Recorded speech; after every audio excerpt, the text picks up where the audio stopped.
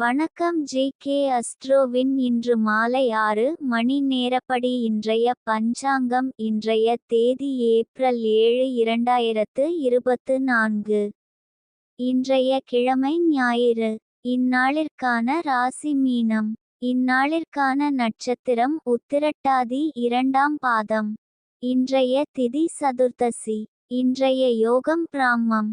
இன்றைய கரணம் சகுனி. இன்றைய ராசி சிம்மம் ராசிக்கு சந்திராஷ்டம ராசியாகும். மீனம் ராசியின் இன்றைய திதி சூன்ய ராசிகள் துலாம், மகரம்.